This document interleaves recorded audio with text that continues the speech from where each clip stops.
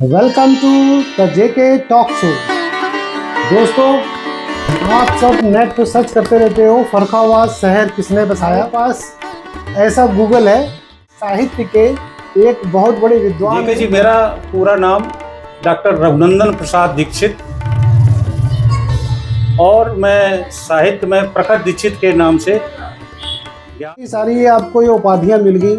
कर्नाटक के हिंदी पत्रिकाओं में भी मेरा आर्टिकल छपा। श्रीमद् गीता का काव्य अनुवाद किया है 18 अध्याय का। जानकर अचंबा कर लेंगे कि 12th वाला बंदा एक साहित्यकार कैसे बन गया। आप अंदर की बात बाहर ले आते हैं। उन्हीं की ये धूल, ये पदरज आशीर्वाद है कि मैं भी कुछ दो अक्षर लिख सकता हूँ।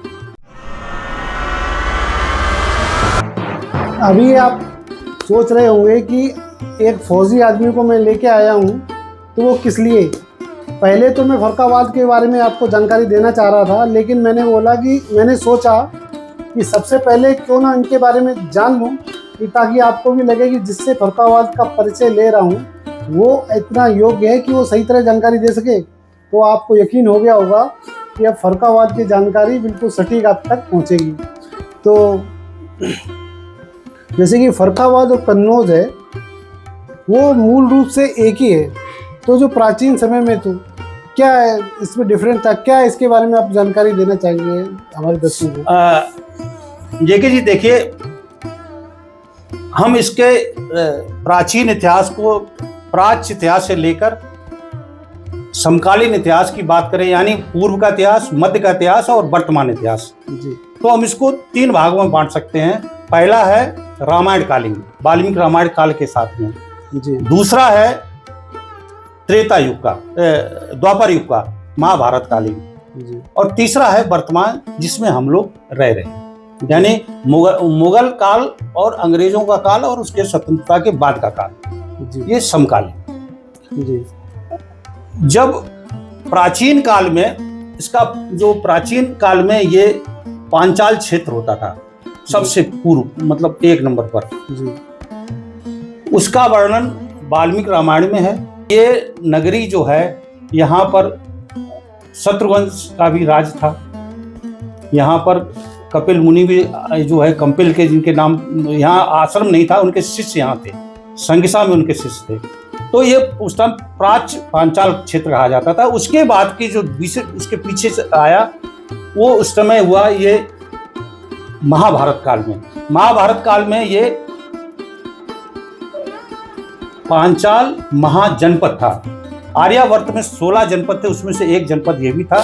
इसका क्षेत्र कुरुक्षेत्र से लेकर और मगध के किनारे तक था।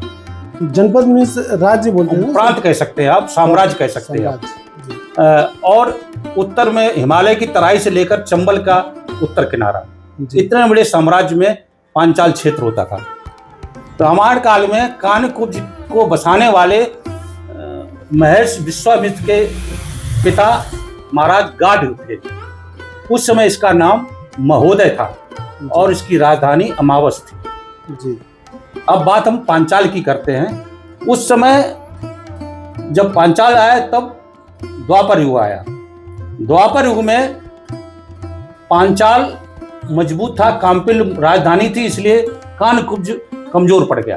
रामायण काल में कानकुब्ज प्रभुत्व था, लेकिन वो इसका पांचाल का जनपद का हिस्सा रहा। पांचाल 2 भागों में बटा, एक उत्तर पांचाल, दूसरा दक्षिण पांचाल। उत्तर पांचाल में की राजधानी आइछत्र, जो आज के समय में बरेली जनपद का रामपुर गांव है। अच्छा। दक्षिण पांचाल की राजधानी कांपिल्य या कंपिल या कंपिला, 3 नामों से ये ख्यात है जी। इस दक्षिण पांचाल के मुख्य नगर थे ब्रह्मावर्त, जिसे आज बिठूर कहा जाता है, कानकुब्ज, जिसे आज कन्नौज कहा जाता है, संकेतपुर, जिसे आज साक्यांश या संगिसा कहा जाता है, बिलसड़ है और कंपिल है जी।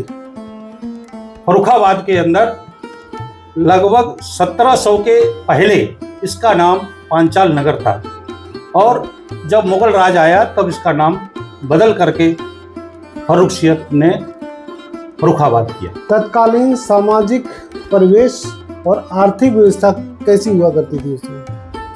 जब पांचाल क्षेत्र था तो उस समय सबसे बड़ी बात थी, हम बात करेंगे सामाजिक परिवेश की। जी। सामाजिक परिवेश दो किस्म से था। एक सामंती था, यानी जो राज चलाने वाले शासक थे, और एक जो ग्रामीणांचल था, ग्रामीण क्षेत्र था, जिसमें ग्रामीण रहा करते थे।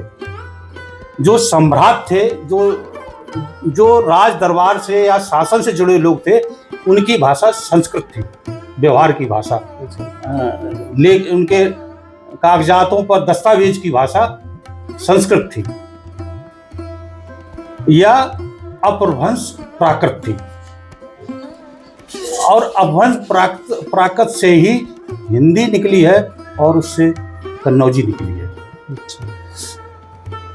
जो ग्रामीण की भाषा थी वो कन्नौजी थी। पहले वो अपभ्रंश प्राकृत बोला करते थे, उसके बाद में उसको जब सुधार हुआ, जब राजा हर्षवर्धन का समय आया, तो वो कन्नौजी जो हमारे सामने जो हम आज इस्तेमाल करते हैं, उस कन्नौजी का प्रादुर्भाव। वेशभूषा पहनने के लिए, वेशभूषा जो है पहनने के लिए कुर्ता धोती था पुरुषों का, और लहंगा चुनरी महिलाओं के लिए था। अच्छा। खान पान में मड़ुआ, चना, बेजर, बाजरा,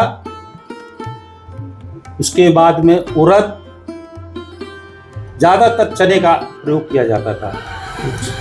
आवागमन का साधन बैलगाड़ी, और जो सामंती लोग थे या जो धनाढ्य लोग थे, वो रथ और बग्गी का इस्तेमाल करते थे। आपको शायद पहली बार आप सुन रहे होंगे कि नदियां ये नाम से नहीं है। अच्छा। गंगा है वो भागीरथी के नाम से है जी। चंबल चमनवती के नाम से है। राम गंगा रथस्ता के नाम से, रथस्ता। अच्छा। उसके बाद में ईसन नदी है जी। सेंगुर नदी है, इच्छुमती नदी है, जो काली नदी आज जिसे बोलते हैं। अच्छा। जो मदनपुर से होके और कन्नौज में जाकर मिल जाती संगम होता है, इसका नाम इच्छुमती है, और ये पौराणिक नदी है। अच्छा। इसका एक संगम संकिसा के नीचे होता, ककर घाटा जगह है, वहां पर इसका संगम होता है, जो आज नदी विलुप्त हो गई है। उसका उद्गम हिमालय की तराई में है। जिस तरह से सरस्वती नदी का विलोपन हो गया है, उसी तरह से इस नदी का भी विलोपन हो गया है। इसलिए आज भी जो मुंडन संस्कार गांव के होते हैं, उसके आसपास के क्षेत्रीय लोगों के बच्चों के, वो वहाँ लोग आज भी जाते हैं, जबकि वहाँ पर आज की तारीख में सिर्फ ककरघटा घाट है और वहाँ पर संगम है। और संगम तीर्थ हमारे सनातन धर्म में पवित्र माना जाता है। जहाँ संगम होता है दो नदियों का, तो वहाँ आज भी मुंडन होता है। अभी दोबारा आ जाते हैं आपके साहित्य की तरफ। तो जैसे कि आपने बताया कि कन्नौजी बोली, जो कि बहुत ही कठिन, मेरी तरफ से कठिन है, आपकी तरफ कैसी है, सरल होगी। तो बहुत कम कवि इसको साहित्य लिखने वाले हैं, बहुत कम है, लेकिन आपने ये भाषा क्यों चुनी? देखिए, सबसे पहली बात जैके जी, ये मैं आपके व्यूवर्स को बताऊं कि हमारे उत्तर प्रदेश में हिंदी की सहायक बोलियां कौरवी या खड़ी बोली से या हरियाणवी भी कहते हैं। ब्रज भाषा है, बुंदेली है, अवधी है, कन्नौजी है और भोजपुरी है। इसका क्षेत्र जो है जो कौरवी का क्षेत्र मेरठ, पुराना मेरठ संभाग था, यानी अलीगढ़ से पश्चिम का इलाका, अलीगढ़ से मथुरा तक का इलाका, एटा तक का इलाका ब्रजभाषा में, और एटा से लेकर कानपुर तक का इलाका कन्नौजी का है। उसके बाद में कानपुर से इलाहाबाद, मिर्ज़ापुर तक का इलाका, मिर्ज़ापुर से पश्चिम तक का इलाका अवधी का है, और उसके बाद में सीमांत तक भोजपुरी का इलाका है। हमें तो आज तक पता ही नहीं था कि फरकावादी हम हैं, कि हमारी भाषा बोली कौन सी है। हाँ, कन्नौजी है जैसे। अरे आप जान के आश्चर्य होगा आपको कि कन्नौजी नहीं, कन्नौजी के 6 भाग हैं। अच्छा। हाँ, कन्नौजी के 6 भाग हैं। कन्नौजी, जैसा कि मैंने आपको बताया कि एटा शहर से लेकर और कानपुर शहर के बीच का जो इलाका है कन्नौजी क्षेत्र बोला जाता है। उत्तर में बरेली, दक्षिण में इटावा की चंबल किनारा, इतना क्षेत्र है। इसके 6 भाग हैं। अच्छा। तेरहारी जिसपे ब्रजभाषा का प्रभाव है। मैनपुरिया तो नाम से जाहिर है कि मैनपुरी से संबंध रखती है। भोगांव, मैनपुरी और लगभग सिकोहाबाद तक का, सिरसागंज तक का इलाका। उसके बाद में बुंदेली का असर करते हुए इटावा, औरैया, कानपुर देहात और बिल्लौर में कन्नौजी बोली जाती है। जो ये मानक कन्नौजी, जनपद फर्रुखाबाद से कहने का मेरा तात्पर्य है जनपद फर्रुखाबाद और कन्नौज दोनों मिलाए, क्योंकि ये अविभाजित फर्रुखाबाद का हिस्सा है। ये जो यहाँ बात कन्नौजी बोली जाती है इसे मानक कन्नौजी कहते हैं, जिस तरह हिंदी की खड़ी बोली को मानक हिंदी कहा जाता है। अच्छा। उसके बाद में शाहजहांपुर की बोली जाने वाली भाषा बोली मानक कन्नौजी के सबसे निकट है। अच्छा। जो कि जलालाबाद, कांठ और शाहजहांपुर, पुवाया, खुटार तक बोली जाती है। इसके बाद बदायूं का आधा इलाका जो गंगा के किनारे लगता है, मिर्जापुर, कलान, दातागंज आदि। और आपने कहा कि आपका झुकाव इस तरफ कैसे हुआ? क्योंकि ये हमारी मातृबोली है, बचपन से इसको हम बोलते हैं, आज भी घर में बोलते हैं, अपने संगी साथियों के बीच, अपने मित्रों के बीच में बोलते हैं। हम बेशक शहरी हैं, नगरी क्षेत्र में रहते हैं, बाहर रहे हैं, लेकिन निज भाषा उन्नत है, सब उन्नत को मूल, बिन निज भाषा ज्ञान के मिटे न ये को सूल। जो बात हम अपनी मातृभाषा में या मातृबोली में समझा सकते हैं, कह सकते हैं, 2 दूनी 4 होते हैं, टू जा 4 नहीं होता है। कन्नौजी बोली है वो विकास नहीं हो पाया तो दब के रह गई कहीं पे आगे, ऐसा क्यों हुआ? हाँ, इसका प्रभाव ये रहा कि प्राचीन काल में जब से साहित्य का लेखन शुरू हुआ, सदा सुखलाल जी के समय से, जिसमें सुख सागर उन्होंने लिखा, लल्लू लाल और सदा सुखलाल जी थे, उन्होंने जब लिखा तो ब्रज भाषा में लिखा। और उस काल के जितने साहित्यकार कवि लोग थे, चाहे वो भारतेंद्र रहे हों, चाहे जयशंकर प्रसाद रहे हों या अन्य बोली भाषा के लोग हों, उन्होंने ब्रज भाषा में लिखा। एक बात इधर, और उसके बाद अवधि भी लिखा गया, ब्रज और अवधि के बीच में दब गई। उसके बाद में दूसरा कारण है कि जो यहाँ के लिखने वाले लोग थे, जैसे सबसे पहले थे परमानंद दास, जिन्हें परमेश्वर दीन भी कहा जाता था, पुराना नाम, वो सूरदास जी के अष्टछाप कवियों में थे। वो कन्नौज में सराय मीरा के रहते हुए भी उन्होंने ब्रज भाषा में लिखा, लेकिन उनका बहुत कुछ साहित्य जो है कन्नौजी में भी है। यहाँ नहीं लिखने का कारण एक तो यह है कि जो यहाँ के साहित्यकार हैं वो रुचि नहीं लेते हैं।